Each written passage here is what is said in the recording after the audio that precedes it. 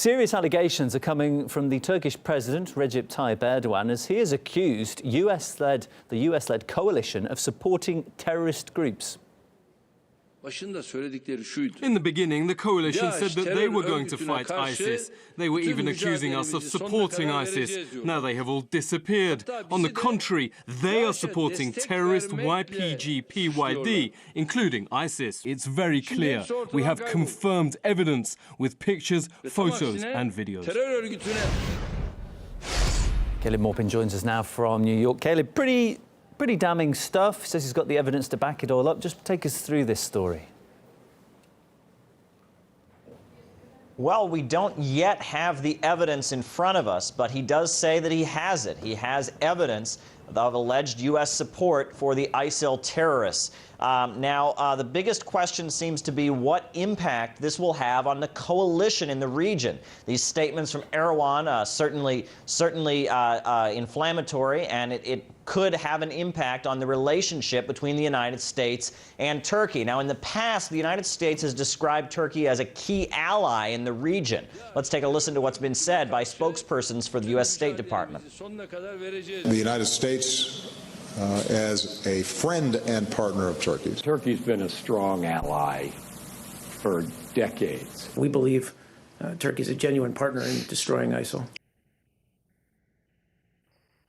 Now, just recently, a statement was given on behalf of President Erdogan in which he accused the United States of, quote, not providing necessary support to Turkey in its fight against terrorism.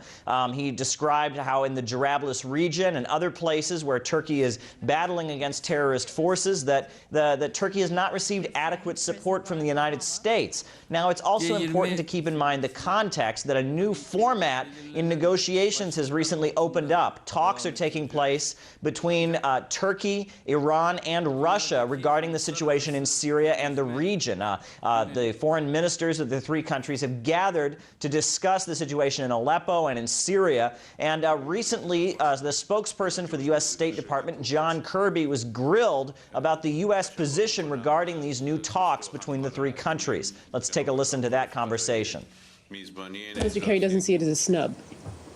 No, the Secretary doesn't see this as a snub at all. Well, does he not at least feel the U.S. is being sidelined, if not excluded, from what was something the U.S. was leading on? We are not excluded. Right now, this leadership that you're speaking of is all past tense. Is that not true? I would disagree.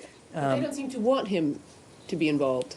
Well, they can speak for who they want involved or not. I mean, we recognize that we weren't invited, that this was between Russia, Turkey and Iran. Now, it remains to be seen what impact today's comments will have on the continued coalition between the United States and Turkey in the region.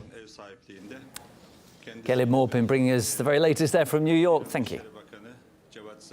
Well, we also discussed Syria and Washington's role in the conflict there in an exclusive interview with Iran's Defense Minister Hossein Dayan. Here are some of his thoughts. We have never coordinated our operations with the Americans, and we will never collaborate with them. The Western coalition is only fighting there in name. They have no real intention of fighting a war in either Syria or Iraq. Let's not forget how they bombed the Syrian army at Deir ez-Zor. We don't see any real willingness on their part to play a truly meaningful role in fighting Islamic State. They are the ones who have raised these terrorists in the first place, so all they want to do is keep them safe.